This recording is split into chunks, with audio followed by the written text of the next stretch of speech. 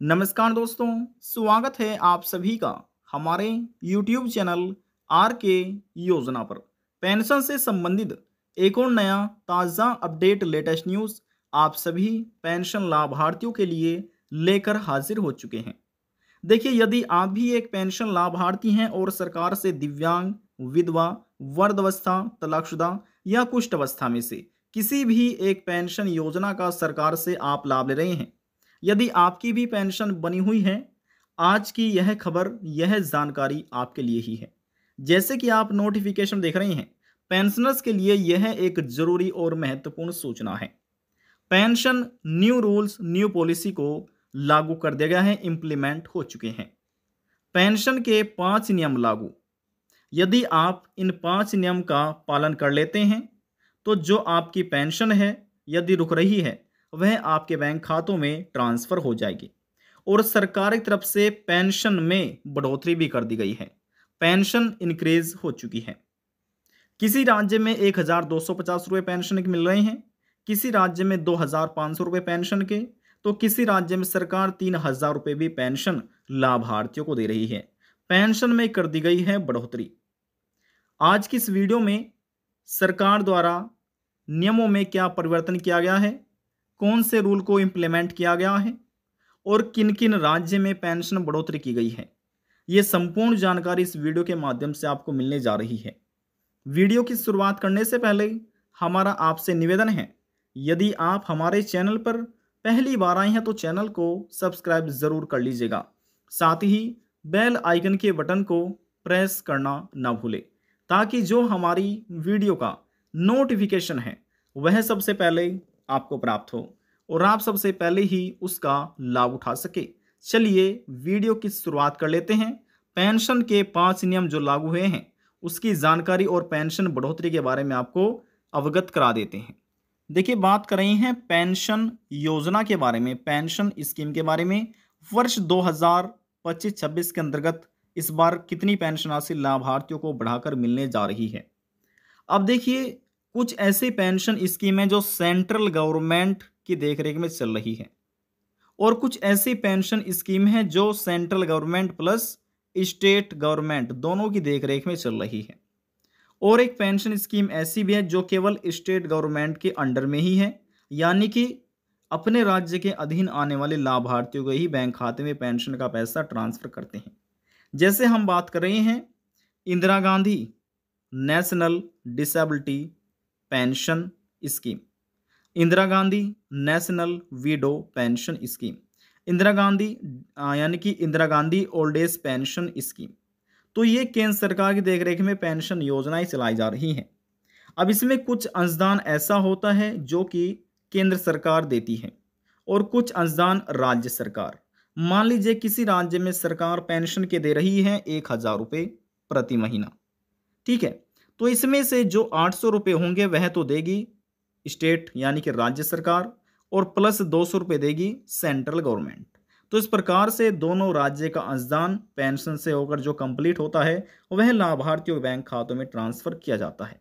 अब देखिए, एक स्कीम है state government state pension scheme, यानी कि मुख्यमंत्री वृद्धावस्था पेंशन योजना, मुख्यमंत्री यानी कि मुख्यमंत्री डिसेबिलिटी पेंशन योजना, मुख्यमंत्री विडो पेंशन योजना। सभी राज्य द्वारा अलग अलग पेंशन योजनाएं चलाई जा रही हैं और इसी प्रकार से नियम के अनुसार, पात्रता के अनुसार सरकार की तरफ से यहाँ पर आयु के अनुसार जो पेंशन राशि है, कुछ ऐसे पेंशन लाभार्थी हैं जिनको 400 रुपये प्रति महीना मिल रहे हैं, कुछ ऐसे पेंशन लाभार्थी हैं जिनको 500 रुपये प्रति महीना दिए जा रहे हैं। हालांकि कुछ ऐसे पेंशन लाभार्थी भी है, किसी को 800 रुपये प्रति माह मिल रहे हैं और किसी को 1,000 रुपये प्रति महीना और किसी को 1,250 रुपये प्रति महीना। 400 रुपये मिल रहे हैं प्रति माह बिहार राज्य में और 500 रुपये भी प्रति महीना बिहार राज्य मिल रहे हैं। 800 रुपये प्रति माह दे रही है राजस्थान सरकार, 1,000 रुपये प्रति माह राजस्थान सरकार, 1,250 रुपये राजस्थान सरकार। सभी जानकारी स्टेप बाय स्टेप आपको बताएंगे। और जो आपका मध्य प्रदेश राज्य है, मध्य प्रदेश में 600 रुपये प्रति महीना पेंशन की सरकार दे रही है।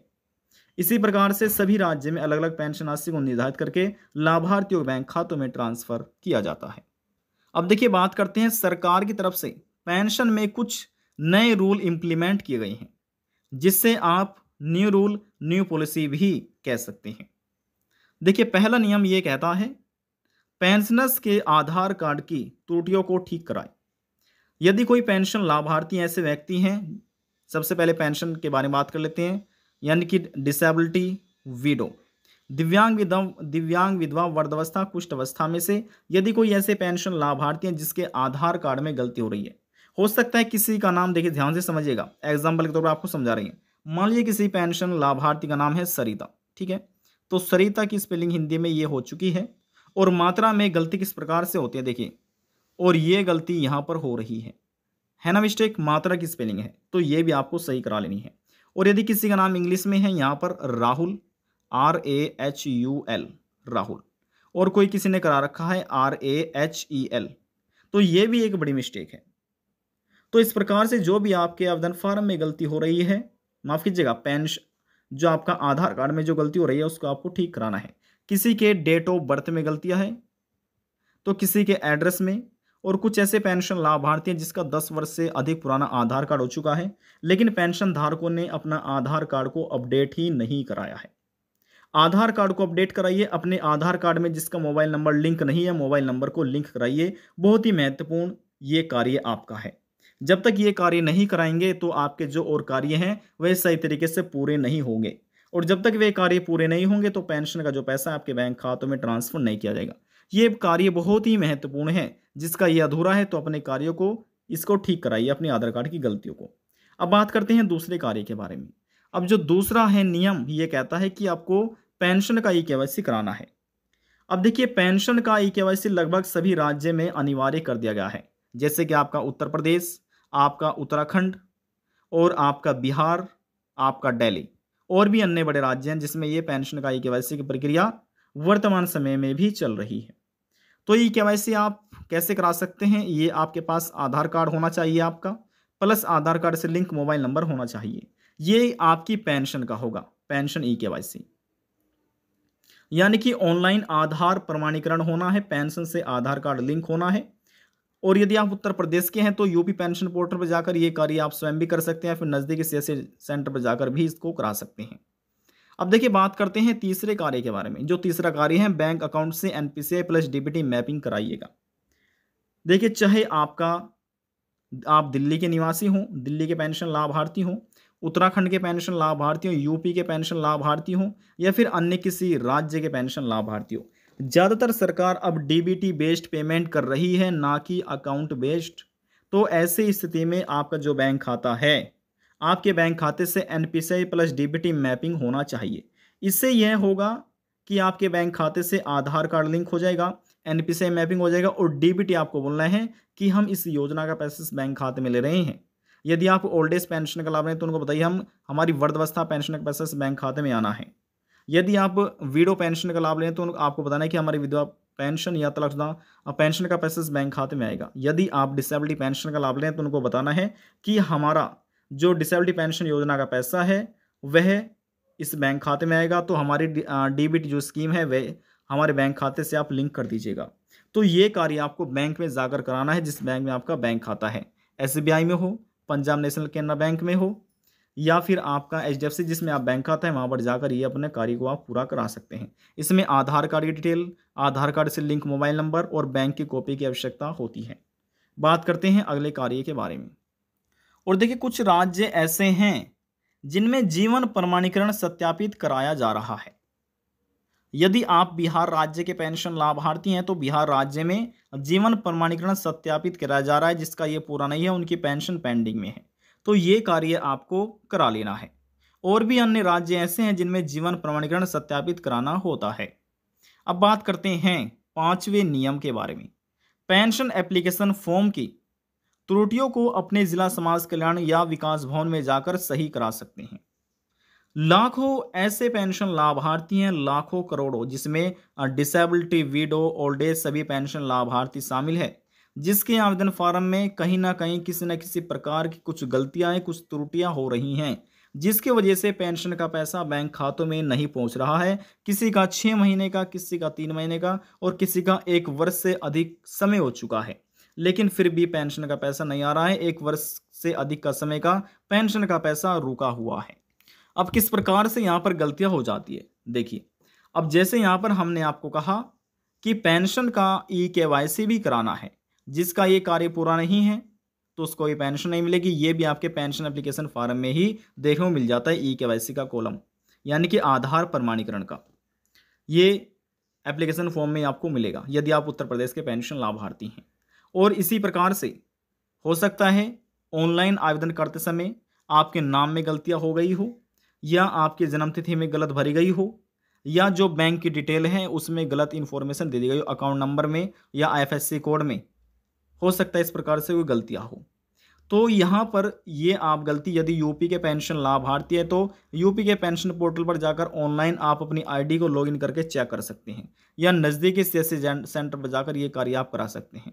देखिए, यदि आप अन्य किसी और राज्य के पेंशन लाभार्थी हैं तो आप अपने जो आपका जिला समाज कल्याण है वहाँ पर जाइएगा और वहाँ पर जाकर अधिकारी द्वारा अपने आवेदन फॉर्म को चेक जरूर करा लीजिएगा। इसमें आपकी बैंक की डिटेल आवश्यकता होती है, आपके आधार कार्ड, और जो आपका पेंशन एप्लीकेशन फॉर्म है आवेदन करते समय जो आपको कॉपी मिली थी वह कॉपी आपके पास होनी चाहिए, यानी कि एक प्रिंट होता है।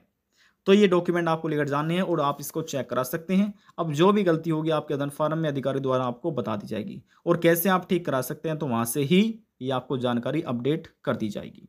अब देखिए, बात करते हैं जो पेंशन में नया रूल इम्प्लीमेंट हुआ है, न्यू रूल न्यू पॉलिसी। तो ये पेंशन इंक्रीज को लेकर है। देखिए, जब भी कोई भी राज्य सरकार या केंद्र सरकार पेंशन इंक्रीज करती है तो रूल बदल दिए जाते हैं, न्यू रूल इंप्लीमेंट किए जाते हैं। तो किस प्रकार से हैं, देखिए बात करते हैं। सबसे पहले बात कर लेते हैं राजस्थान राज्य के बारे में। राजस्थान पेंशन पहले 1,000 रुपये दिए जा रहे थे, अब उसको बढ़ाकर 1,250 रुपये कर दिए गए हैं। राजस्थान राज्य सरकार द्वारा पेंशन में 250 रुपये की बढ़ोतरी की गई है। जिन पेंशन लाभार्थियों को 1,000 रुपये दिए जा रहे थे, अब उनको 250 रुपये पेंशन बढ़ोतरी के साथ 1,250 रुपये पेंशन के दिए जाएंगे। अब देखिए, यहां पर है, बात करते हैं दिल्ली के बारे में। दिल्ली के मुख्यमंत्री रेखा गुप्ता की सरकार की तरफ से भी वर्ष 2025 के अंतर्गत पेंशन में 500 रुपए की बढ़ोतरी कर दी गई है, जिसमें देखिए लिखा हुआ है 60 से 69 वर्ष की आयु के वरिष्ठ नागरिकों के लिए प्रति माह मिलने वाली पेंशन राशि 2,000 रुपये पहले दी जा रही थी, जिसे बढ़ाकर 2,500 रुपये कर दिया गया है। यानी कि जिनको पहले 2,000 रुपये पेंशन मिल रही थी, अब उनको 2,500 रुपये पेंशन के दिए जाएंगे। दिल्ली राज्य के अधीन आने वाले जो पेंशन लाभार्थी हैं, वरिष्ठ नागरिक, 70 प्लस आयु के वरिष्ठ नागरिक, और इसमें जो विधवा महिला पेंशन सरकार ले रही है सरकार से, सभी विधवा महिलाएं, तलाकशुदा महिलाएं, विकलांग पेंशन भोगियों की जो प्रति माह पेंशन मिलने वाली, पहले उनको 2,500 रुपये दिए जा रहे थे, लेकिन अब इसको भी बढ़ोतरी कर दी गई है। यानी कि विडो, डिसेबिलिटी और ओल्ड एज सभी में 500 रुपये की पेंशन इंक्रीज हुई है, पेंशन बढ़ोतरी की गई है। जिनको पहले 2,000 रुपये प्रति माह दिए जा रहे थे उनको 2,500 रुपये मिलेंगे, और जिनको 2,500 रुपये मिल रहे थे अब उनको 3,000 रुपये प्रति माह पेंशन के दिए जाएंगे। इसी सरकार की तरफ से पेंशन में न्यू रूल अप्लाई किए गए हैं। पेंशन जब बढ़ोतरी की गई है, इंक्रीज की गई है। तो यहाँ पर देखिए, कुछ राज्य ऐसे हैं जिनमें पेंशन का वेरिफिकेशन प्रक्रिया चल रही है, पेंशन सत्यापन प्रक्रिया चल रही है, जैसे कि आपका दिल्ली हो गया है, जैसे कि आपका यूपी हो गया है, और भी अन्य राज्य हैं जिनमें यहाँ पर वेरिफिकेशन प्रक्रिया चल रही है। ये देखा जा रहा है कि कौन से वे पेंशन लाभार्थी हैं जो अपात्र हैं, और कौन से वे पेंशन लाभार्थी हैं जिनकी मृत्यु हो चुकी है। जी हाँ, जो अपात्र हैं जिनकी मृत्यु हो चुकी है उनको वित्तीय वर्ष 2025-26 की जो नई लिस्ट है, नई लिस्ट पेंशन लिस्ट से उनको बाहर कर दिया जाएगा। अब जो केवल पात्र पेंशन लाभार्थी हैं, पेंशन लेने के एलिजिबल हैं, योग्य हैं, उनको ही पेंशन सरकार की तरफ से दे दी जाएगी। किसी राज्य में उनको 3-3 हज़ार रुपये पेंशन मिलेंगे, और किसी राज्य में उनको यहाँ पर 2,500 रुपये पेंशन के दिए जाएंगे। अब यहाँ पर हम आपको प्रूफ के साथ थोड़ा जानकारी अपडेट कर देते हैं। देखिए, इस समय हम आपको सीधे ही जो राजस्थान के मुख्यमंत्री CMO राजस्थान के ट्विटर हैंडल पर लेकर आपको आ चुके हैं। यहाँ पर लिखा है प्रदेश में लगभग 91 लाख से ज़्यादा लोग पेंशन पा रहे हैं। साथ ही हमने पेंशन राशि 1,000 रुपये से बढ़ाकर 1,250 रुपये प्रतिमाह की है। और यहाँ पर देखिए इनके द्वारा ये जो पोस्ट की गई है ये 15 अप्रैल 2025 की है।